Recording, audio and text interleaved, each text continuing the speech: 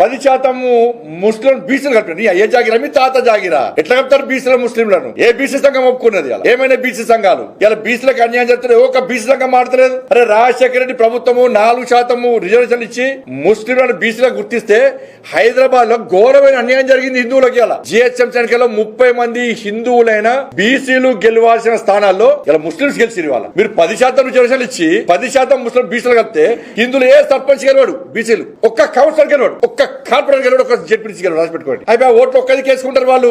హిందువుల బత్యం తెలంగాణ రాష్ట్రంలో బిచ్చబత్ హిందువులది అడకదిరా మిమ్మల్ని ఏమన్నా ఎంఐ పార్టీ ఒత్తిడికి తలొగ్గియాలా? హిందువుల మనోభావాలు దెబ్బతీసి ఏందన్న జాతి, అరే మేము బొట్టు పెట్టుకుంటాం, మాకు గోత్రం ఉంటది, జన్మనామం ఉంటది, జన్మ నక్షత్రం ఉంటది, మేము ముల్దారం కట్టుకుంటాం, మా జాతిది. ఒక జాతికి ఇంకో జాతికి తేడా గ్రహించలేదు కాంగ్రెస్ పార్టీ ప్రభుత్వం. కేవలం ముస్లిం మైనార్టీల ఓటు బ్యాంక్ ద్వారా గెలవాలనుకుంటున్నది మన ప్రభుత్వం. స్థానిక సంస్థల ఎన్నికల్లో ఏమనే బీసీ సంఘాలకు అర్థం కాలే. మేము బీసీలు ఉత్తరిస్తాం, మాదే బీసీ సంఘం, మేం చెప్తాను బీసీలు ఓటేయాలనే సంఘాలు ఏడమైనాయి. ఇలా అగ్రవర్ణాలు ఉన్న కులాలు కూడా దీన్ని వ్యతిరేకిస్తున్నాయి. అరే గింత ఘోరమా? ముస్లిం బీసీలో గుర్తిస్తారా? బీసీలో కలుపుతారా? వాళ్ళకి ఈడబ్ల్యూఎస్ ఉన్నది, ఇప్పటికే మైనార్టీకి సంబంధించి అనేక బెనిఫిట్స్ వస్తున్నాయి వాళ్ళకు. మళ్ళా ఇప్పుడు బీసీలో కలుపుతున్నారు. వాళ్ళ ఇంత రాచరికమా? ఓవైసీ కుటుంబం, రేవంత్ రెడ్డి హిందూ వ్యతిరేక గ్యాంగ్, వీళ్ళిద్దరు కూర్చొని రాత్రిపూట ముచ్చట్లు పెట్టి ఇవాళ హిందువులను రాచి రంపాన పెట్టడమే లక్ష్యంగా చేసే కుట్రనే ఇది.